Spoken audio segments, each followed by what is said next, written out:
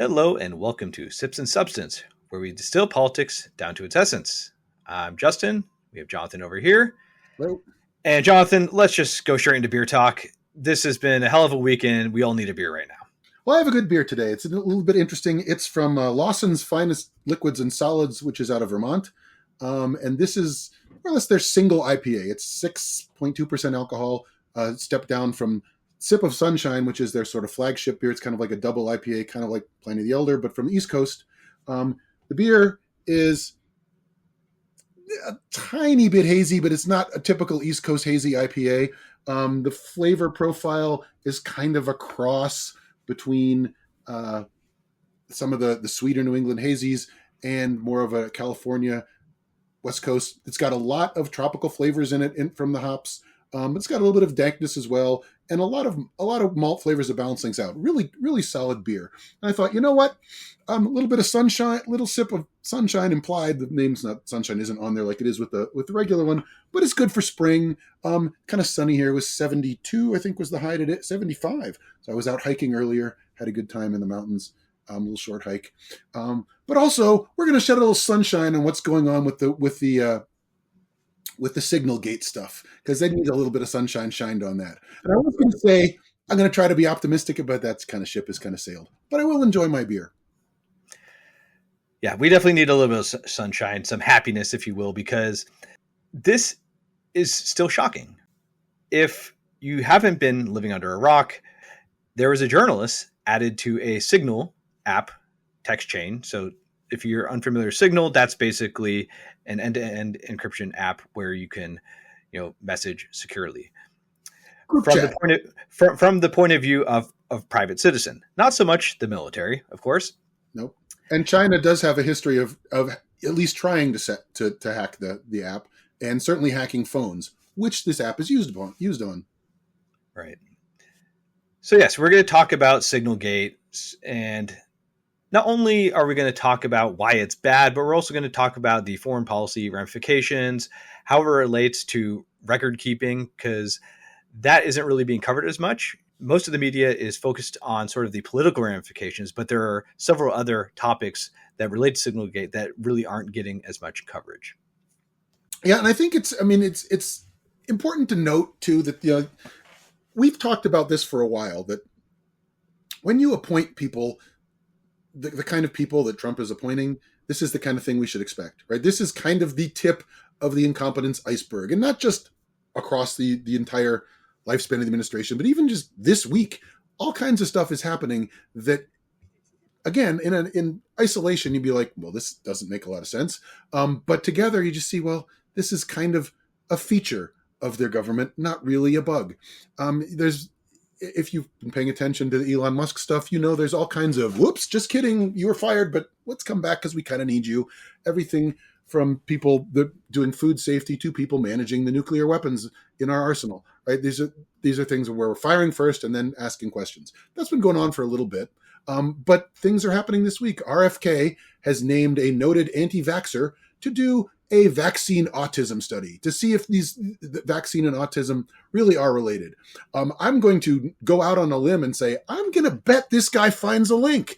There's one of my favorite plays of all time, written by this Italian guy, Luigi Pirandello, and it's called 6 Characters in Search of an Author, which is basically, hey, we have a predetermined result. We need to find a way to get there. Well, here we have one anti-vaxxer in search of with a conclusion in search of some data to support it. He's not going to find it, but he'll manipulate it in a way to do so.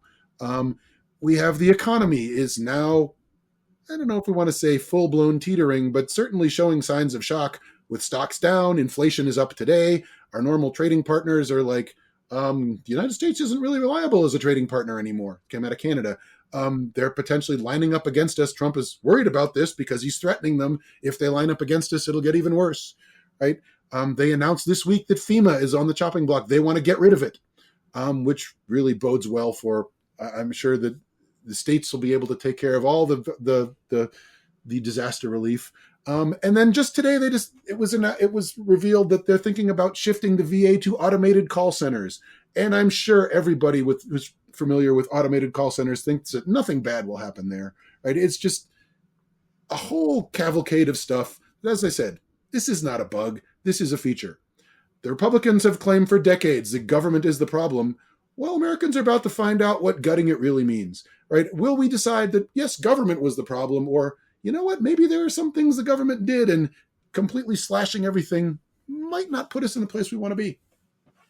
Yeah, I do think that the Democrats in general have dropped the ball when it comes to coming up with good policy reforms when it Oh, sure. pertains to the government. Reform is always something that we should consider, without question. Yeah, so you can't defend the status quo, and when you do, and the status quo isn't performing well, you get stuff like this. So this is an important lesson that all Americans are about to learn. You want to talk about overreach as well. That's right. Yeah, I think that that's going to be an important thing for us to go. In case you're wondering, you know what, if stuff is we're kind of picking up most of the air with the Signalgate stuff. There's a lot of overreach that I think that we're going to talk about too. Is Trump is continuing to try to push the envelope of what he can do, what his powers are. He is not shy about trying to maximize his power at the expense of first norms and then second legislation, and beyond that constitutional edicts, right? So I think there's a number of things we want to get to today. I know before we did that, I mean, one thing you wanted to mention that we were talking about before is sort of what's going on when people are talking about authoritarianism and how often we hear Nazi and Soviet comparisons. Right. So we did the same thing last week. I mentioned Nazism or Soviet Russia, and then I also mentioned communist China as examples of authoritarian regimes.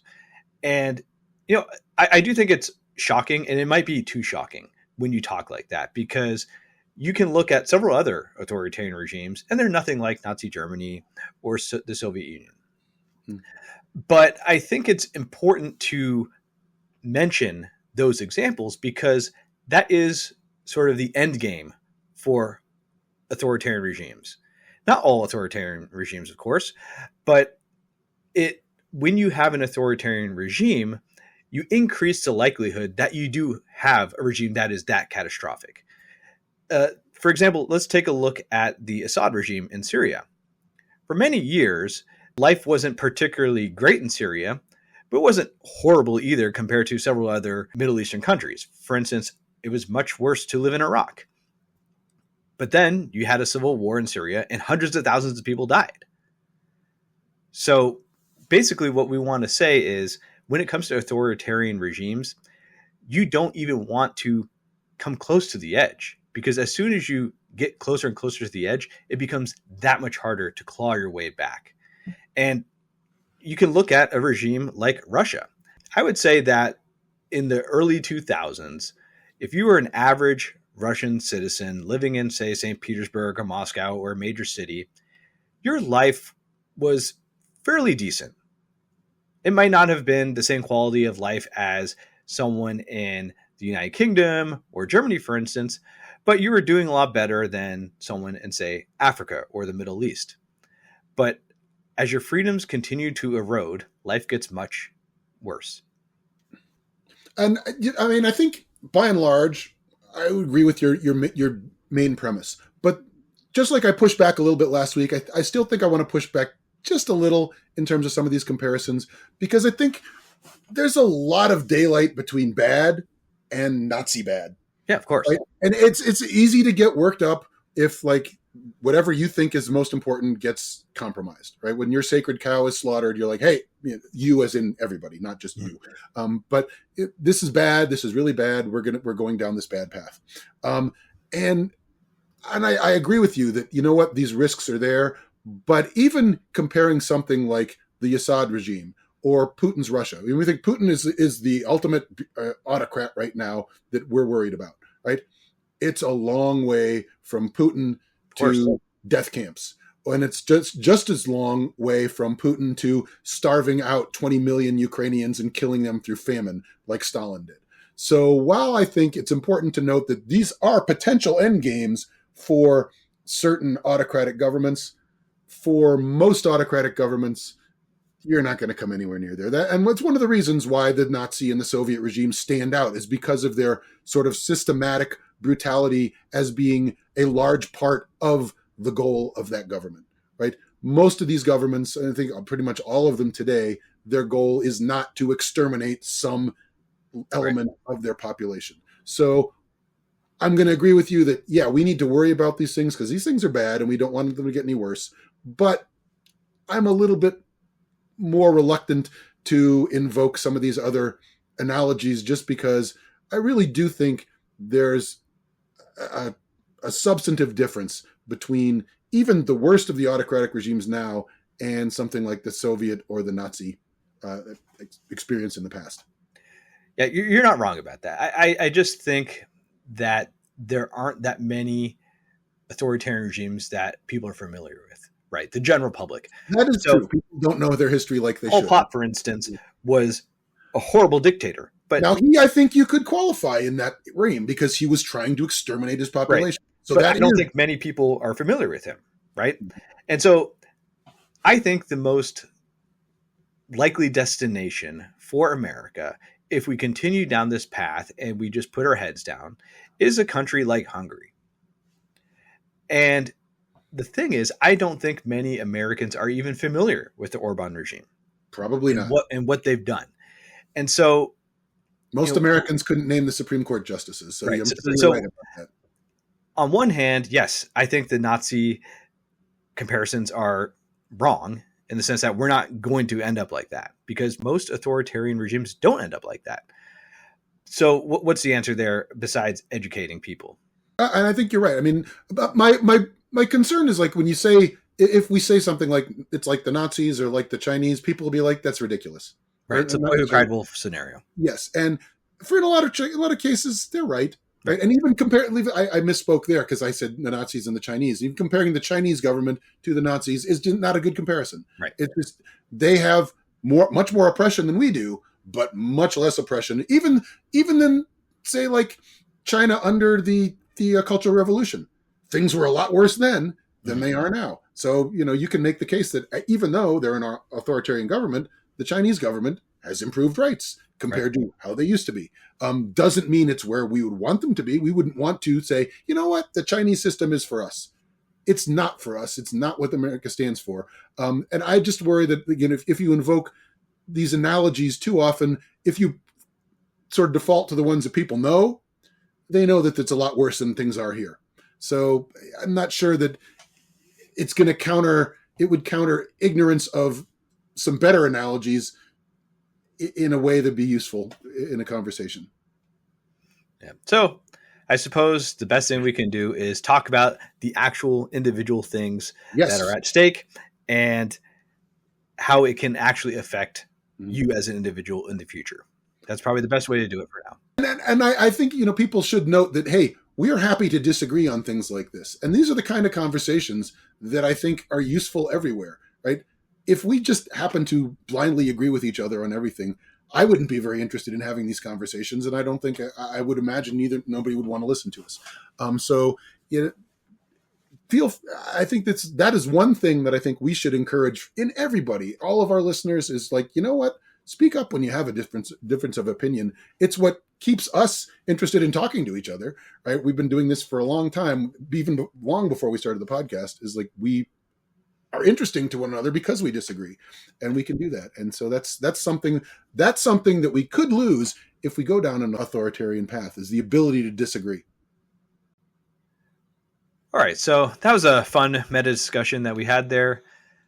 Now let's talk about the thing that everyone's here for, and that's Signalgate. So as we mentioned before, Signalgate is when the National Security Advisor got a bunch of principal people who were also involved with national security and happened to invite a journalist to observe the conversation inadvertently, hopefully. And the conversation continued for a while. And the journalist, who's Jeffrey Goldberg at The Atlantic, he thought that it was sort of fake because how could this happen? This seems so ridiculous that it can't be real.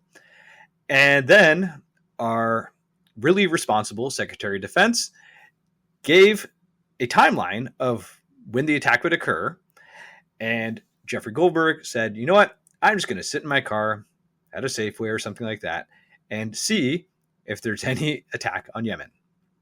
And lo and behold, there was.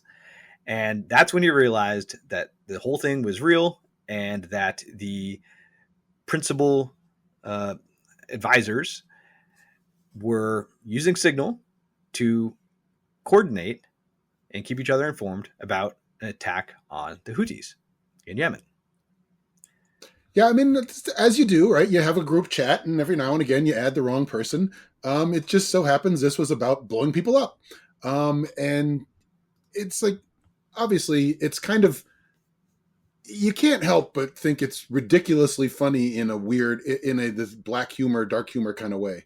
But it's also really serious at the same time. It's just like, hold on, we're talking about our national security in such a loose way that you can put some random guy in your group chat on some random application and hey, it's good. Nobody notices, right? For days. And talk about stuff. I mean, what's good about it is it's revealing stuff to us that has been going on, and I'm certain has been going on for a while, right? This isn't the kind of thing that you're caught the first time, right? And they even talked about it, as we talked about offline, the previous chats and all that. So this stuff is going on, and it's useful for us to know how lax they are with information security. And it's not just one guy. We can talk about Waltz because he added the journalist, or we can talk about Hegseth, who's sharing information about when these strikes are coming up. But every single person on that chat was there listening or reading. I guess you're reading. And nobody complained. No, not one person said, hey, you know what? Maybe we should be a little more secure with our information. Maybe we shouldn't do this. Maybe we should I'll go into a skiff, which is where the government's supposed to go when they talk about highly classified things. Or, it's good. We're all here. We're on this group chat. Let's just chat. And that's what they did. Yeah, it's mind blowing. We said that we were looking for a German word to describe being both surprised and shocked, but also, no, you're not surprised. But I still have not found that word yet. I've got to talk to my German friend and see if he's got something for me. Because I have a few years of German, but I don't have that word. And this isn't the first sign of sloppiness that these members have engaged in. So Der Spiegel, speaking of the Germans, they came out with an article a couple days ago saying that they were able to examine data breaches. Those happen all the time. Our passwords are out in public, which is why you should always update your passwords. And they were able to find personal information about both Tulsi Gabbard, who's the director of national intelligence, Mike Waltz, who is the national security advisor, and Pete Hegseth, who is the secretary of defense. So all of these people have been part of data breaches with their personal accounts. And, I'm not going to blame them for that because this happens to everyone, including you, me, all of our listeners. That's perfectly the exception normal. That neither one of us has assistants that could take care of all this stuff for us. But what's really surprising, though, is that Mike Waltz, he had his Venmo contacts public until a few days ago. So this is a person who was in Congress for several years, was tapped to be the national security advisor, and they didn't think to, cover up their tracks. I mean, if you're running for office for like dog catcher of Los Angeles, you scrub your social media. That's just something that you do. And it's just insane to me that our national security advisor is just this loose. It's really, really bizarre to me. Well, I mean, again, we'll come back to this later on in terms of accountability and all that. But I just get back to what we talked about before is like the one and only qualification that these people are being hired upon is their allegiance to Trump. He does not want competent people that are going to raise questions and say, hey, you know what? We need to be more competent in what we're doing, because it's just not a metric that they're using for measuring success. They want to know, are you doing everything that Trump wants and saying that he's wonderful while you're doing it? If you are, great. If you're not, then we have a problem. And so far, we haven't had that problem because everybody who's signed on knows why they're there and what they're there to do. And to me, I want to be surprised. I'm disappointed, but I'm not surprised. I'm shocked that, but again, I'm just like, yeah, this kind of tracks. Yeah, and the defense is absolutely pathetic. Oh yeah. Mike Waltz was on Laura Ingram's show, and he was blaming the journalist for somehow tricking him into getting on the group chat. And That's it's never like, a good defense when you're that's a defending. terrible defense. It makes it worse. I'm a moron is the defense. It's like, yeah, I don't know. But the other defense is like Trump has been spouting off, and then his people as well is like, well, you know what? We were successful, so who cares, right? It's all a hoax. It's a witch hunt. They're focusing on things trying to bring us down because we were successful. And it's like, well, you're kind of successful, but are you successful? Sure, but This military operation was a success. Yes and no. We don't know that they've stopped doing things. What they tried to do, they did what they were aiming to do. Yes. Hopefully it will have a long-term repercussion and make them change their ways, but we'll see. But it's hard to argue that they were successful because of this chat rather than despite the chat. And I think that would be a much more reasonable reading to say, even though you disclosed this stuff in a way that you shouldn't have, we were still successful. I mean, you can imagine a world where the Atlantic isn't quite so committed to being good Americans, say. I'm sure there are plenty of journalists out there that might have published some stuff like this, right? It's not to say journalists are anti-American. Most of them would probably do, at least from the major publications, would probably do what Goldberg did. But are you sure that everyone would have? And are we sure that if the situation was reversed and Democrats had actually gotten a right-wing publication journalist in, that stuff wouldn't have gotten online? I don't know. Hard to say.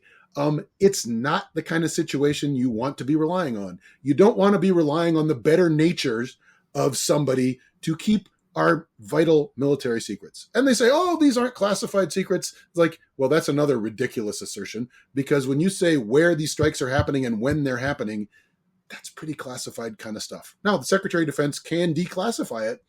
Doesn't seem like he did. Certainly not in advance. Because if our adversaries did know this and happened to have weapons nearby they could reposition, right? That's potentially a problem for, say, our pilots who are headed into harm's way and might be surprised by a defense that shouldn't be there. Right. So, I think that's a good response. That is it's like, oh boy. Yeah, I mean, there are no words, right? And I'm of the opinion that Hegseth was already on thin ice. He needed J.D. Vance to break a tie in the Senate in order to be confirmed. And from my perspective, this is just the nail in the coffin for him, or it should be. If you are a pilot or any other member of the military, say you're part of the Joint Chiefs, I don't know how you can have confidence in his leadership. I think you're right, but I don't know. I agree with you that it should be, but I have a hard time thinking that anything is really going to happen to him. Because again, he's there doing what Trump wants him to do, right? He's looking the part, and he's in the face of all of the mainstream media and the liberals that are against him. He's fighting back. Deny. Yeah, that's what they do, right? That's what he was hired to do. It's what he's doing. Is he surprising you with his incompetence? Yes. You're surprised that he's incompetent. I'm not surprised that he's incompetent. I'm surprised that he's this incompetent. Okay, well, you had a better opinion of him than I did, I guess. I will be surprised if there's some sort of fallout for him based on this. Yeah, I don't disagree with you. I think maybe if this story stays in the press for another 2 weeks and there's some sort of fruit from these congressional investigations, then perhaps something will happen. But I'm of the opinion that he should just resign now. That would be best for Donald Trump. It would get the story out of the news, and the administration could move on. But when you keep having people who haven't faced accountability, and you keep the story in the press, then that just makes the Trump administration look bad. And we all know how Trump hates a bad story being in the press for an extended period of time. Well, I can't say that I'm sympathetic about the Trump administration looking bad. But I also think that you're sort of misapprehending the world that the Republican Party lives in right now, and you're thinking that shame still exists as a concept. I don't think that is even entering into the You're conversation. probably right. I don't think Hegseth thinks if he was probably honestly, it's like who cares? I think that would be his response. He's like, doesn't matter. Wasn't published. Nothing happened, and we were successful. So I don't care, right? And until somebody higher up from him, namely the president, does care, I don't think we're likely to see anything to come of it. Now, when we do look at this, I think there's definitely some interesting conclusions that we can draw from what's going on. And I think I start in the foreign policy area because it's sort of my area of interest in terms of political science. And you look at the foreign policy ramifications here, and there's some very things that stood out to me. The thing that stood out to me the most is when they're talking about, hey, should we do this? Should we not do this? They're really focusing at least as much and generally more on the domestic political impact of these actions. Like, if we do this, how does it come across? How do we spin it? What is the reaction? What does the base think? What are people going to think? And this is important when you're thinking about foreign policy because you need to have some support domestically. But it's just really odd that that's your main concern when you're thinking about blowing people up, killing people, and taking military action, right? You'd like to think that there's a deeper conversation going on as if we do this, how does it advance our national interest, right? What are the risks to our national interest? And then down the line, it's like, will people support this? And how do we get people to support this? Because again, that's important, but it shouldn't be your number one concern. Yeah, and something that really stood out to me was the disdain towards Europe. There are several people who might argue that, okay, well, this is all an act. This hate towards Europe, behind the scenes, they're much more chummy. And, we telegraph to the Europeans that, hey, you know what, we have to say this because this is how we ran the election in America, but rest assured, you can trust us. Well, clearly that's not the case. No. And the vice president had his whole thing was, I don't know if we should do this because the Europeans are freeloading again. They're the ones who are really hurt by the shipping lanes being impinged going through the Suez Canal. And our defense secretary says, yeah, I loathe the Europeans and how they're freeloading, something to that effect. Two things. One, I think they know going in that even if they don't believe in that, they're going to have to at least pretend they do for the next however long they're in that position because they know what's involved with that. You see somebody, Marco Rubio, in this chat. He's not chiming in saying, guys, we really need to consider this from a more rational and objective No, he's all in with them. So the idea that Marco Rubio will be sort of a moderating adult influence, that's just out the window. I would hope he didn't even read the chat. Oh, yeah. Well, again, I'm not going to give Marco Rubio a free pass on this. No, it's understandable. But then also, when you're thinking about this whole concept of, hey, it's the Europeans that benefit from this. This is another example that blows my mind of the country that used to be the undisputed heavyweight champion of the world in terms of military power and influence. And we're saying, you know what? We don't really care so much. Freedom of the seas, it doesn't mean anything to us unless it's our shipping, and if it's our allies' shipping or anything, who cares? We'll let somebody else take care of it. And again, we are standing down willingly and intentionally from being the number one power in the world because those freeloading Europeans are getting something off of us. It's like, we don't understand that there is a benefit to be gained from being the strongest country in the world and being able to tell these weaker people, hey, you know what? Stop screwing with ships because we don't like it. Yeah. And then it was reported in the Wall Street Journal that Israel is frustrated over the leak because they're the ones who provided us the intel on the ground.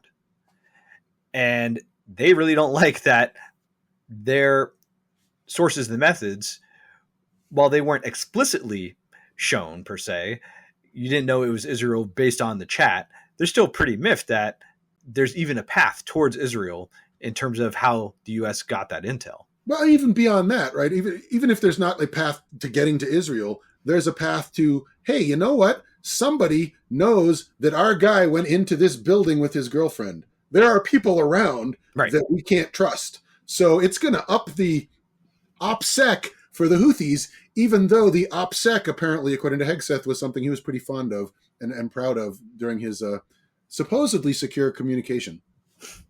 And for those of you that don't know the acronyms and don't like to throw them around, like, say, our Secretary of Defense, OPSEC is operational security. And clearly wasn't quite as secure as he was hoping. Yeah, I mean, we linked in the show notes an annotated version of the conversation, and it has Pete Hegseth giving a detailed timeline of how we're going to attack. And then he says, we're currently clean on OPSEC. As you would. It's, again, no words. You know, he strikes me as someone who is just trying really hard to show that he's in control, and he just completely failed there. Yeah. He's a joke. It's a crisis of leadership. He's completely out of his depth, right? And the worst part about it, this whole thing to me, is that there are people on this group chat who know he's out of his depth, but they also know, I've signed up for this. I've basically sold my soul to the MAGAs, and I got to keep quiet and play along. And that's what they're all doing. Right? I mean, when you talk about, hey, this is something Pete Hegseth did that was wrong. Sure. But every single person on that group chat read that, and not one said, hey, you know what? Let's move this to a secure thing where it ought to be. Nobody objected at all. Yeah. And another thing that really stood out to me was, I don't want to call it insubordination by J.D. Vance, but he makes the president look really bad in that conversation, I think. He stopped his constant ass kissing for a few minutes, right? And he said he didn't think the president understood what this really meant, which is kind of a step for somebody that's normally known for being nothing but a sycophant. And I think you're right. This is important to take note of. Especially because J.D. Vance seems to be taking note of it, because he's gone out of his way to be, no, Trump president and I are right in lockstep. We're this, we're that, we're the other. So it's, fortunately for him, he can't be fired. So he can kind of go along as he will, but he knows where his bread is buttered, so to speak. So he's gone out of his way to try to walk that back. And the last thing that I thought was interesting was that Stephen Miller seems to be the one in charge there. You had J.D. Vance and Pete Hegseth and Mike Waltz, they're chirping like little birds. And Stephen Miller just comes down an hour later and says, the president is aware of this and it's going to happen. We got the green light. And everyone's like, all right, understood. And I found that interesting because Stephen Miller's the domestic policy guy. He's the guy dealing with all like the immigration stuff. And Mike Waltz is supposed to be the guy in charge of national security. He's the national security advisor. And it just seemed interesting that, Stephen Miller's just almost outranked Mike Waltz in that conversation. It seems weird. We also had this conversation a while back when we were talking about what Miller's role was going to be. And I can't say I'm surprised, right? If you think about Trump's priorities, it's not international relations. It's basically keeping his domestic coalition, his people worked up behind him. And Miller is the point guy with that, right? He has been for a long time. He did a lot of that in the first administration. He's doing it now. I'm not surprised that he's the guy that has the president's ear most often. I would expect nothing else, because he's the guy that's the true believer in terms of the immigration, all the culture war stuff, everything that the MAGA group cares about. Miller is right there. And so he's the sort of the MAGA lens for all these policies. So sadly, that doesn't surprise me either. So lastly, I want to talk about saying this week, Justin. Yeah. Lastly, I want to talk about accountability, and that's why I side, right? Because I don't think that there's going to be accountability. I have said that Hegseth needs to resign for this, and Mike Waltz probably does too. But you already have someone like Joni Ernst, who was wishy-washy on confirming Hegseth. She has said, I believe that they learned their lesson. Yep. Susan Collins is extremely troubled. Well, she's troubled a lot, so yeah. Well, she's concerned. So this is a step up in her defense. But what are we supposed to do with extremely troubling? Well, I don't know. The Attorney General has decided that we don't really need to investigate this. Yeah, we'll have Elon Musk do it. Yeah, even though it's almost as clear as could be that it's a violation of the regulations around national security. Right. But yeah. So yeah, I think you're right. I don't think the only way anything could happen is if Trump decides any of these people are political liability. But I'm not confident that would happen. Yeah, so we'll see. The Senate Armed Services Committee, they want to have some sort of report from the Inspector General, at least, who is acting because Trump fired a whole bunch of them at the beginning of his administration. And you know what? Will that report even come to Congress? Will it be a clean report? The guy who's in the acting position, he seems like a decent guy. He was appointed in the first Trump administration, and then he was elevated by Biden. So he seems to be just, a career bureaucrat that's related to the Inspector General's office of Department of Defense, but maybe he'll be fired if he comes up with a report that's damning. Well, I mean, do you think he won't be? Yeah. I mean, if he comes up with a damning report that's going to extend how long this story is in the media, and yes, I do believe he'll be fired. And he knows that, right? So I'm guessing either he decides, well, I'm going to do it and fall on my sword, or I'd like to keep my job, so I'll do whatever they want. So those are the two options that I would see. I would more than likely lean towards the latter because somebody probably had this conversation with him already. It's like, hey, if we appoint you acting, you're going to do this. And if they didn't say that, I would be very surprised by that, actually. Yeah. And the last thing I want to mention is related to sort of the Freedom of Information Act, the Federal Records Act, Presidential Records Act, basically how we record history. And, the government is notorious for having a ton of paperwork. And so I understand the desire to be lean and want to have easier communications. You call someone on the phone, you text someone, get shit done, right? But there's also an interest in preserving history. Yeah, and I think, to me, this is sort of one of the sort of reverberations of Trump getting away with the classified document stuff and taking documents last time. It's like, basically the lesson is, this shit doesn't really matter. We'll do what we want with our documents and we'll get away with it. And now that's been reinforced through the idea of the Supreme Court saying, you know what, anything you do in the course of your duties as president, you can't be held liable for, criminally or otherwise. So Trump has no interest in preserving documents, right? Never has. He's been known to tear stuff up and throw it away all the time. And why would he, if he doesn't want to do it and there's no consequences for not doing it? That attitude is certainly going to filter down through the rest of his administration. And so, again, sadly, not surprised. I hope that this judge is looking into it, whether or not you can do this. Hopefully, judges will say, you know what, you cannot delete these things, keep them. However, problem with that is you kind of have to take people on their word because these things disappear in however long you set it to. You can set signal to get rid of stuff, and unless you tell somebody, actually, we did these things, nobody will know. Right. So the National Archivist has a mandate to come up with policies that will preserve records. But where's the accountability? You could just tell them to piss off. I know he's firing people in the archives, or threatening to at the very least. So yeah, if we're going to depend on any aspect of the government to go against him, that's going to be a heavy lift, I think, in the immediate future.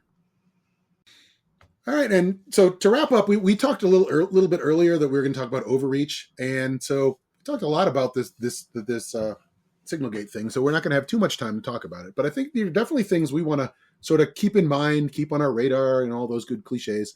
But the idea is, Trump is trying to push the limits of power in all kinds of different ways. One of the most notable things he's done this week is issue an executive order where he's trying to more or less usurp the state's role in managing federal elections, right? Again, inconveniently, the Constitution says, hey, you know what? States are supposed to do this. And Congress is supposed to be involved, not the president. But you know what? He's happy to push this and put out all these rules that he thinks states should follow, or they're going to lose their federal funding. There has to be an ID requirement for federal elections. You can't count after election day. Elon Musk should have access to voter rolls to make sure there's no shenanigans going on, right? Certain election equipment is good, certain election equipment is not good. The attorney general should search for and prosecute election crimes, right? All of this stuff is stuff that sort of a piece with the other things he's doing, but things that should concern us. He is pushing the boundaries of stuff that is clearly by the Constitution, at least my reading, not part of his job, right? And he doesn't seem to care. He wants to try all this stuff and see what he gets away with. And at the very least, right, make the courts jump in.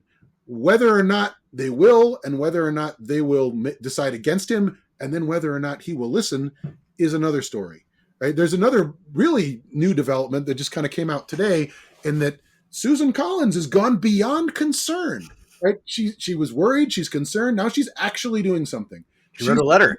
She signed on a letter with her Democratic counterpart in the Senate, protesting the Trump administration's ignoring of certain spending requirements that came out of the last continuing resolution, right? They were supposed to spend this X amount of money, and Trump has said, I don't want to spend it all. Some of this stuff doesn't count as emergency spending.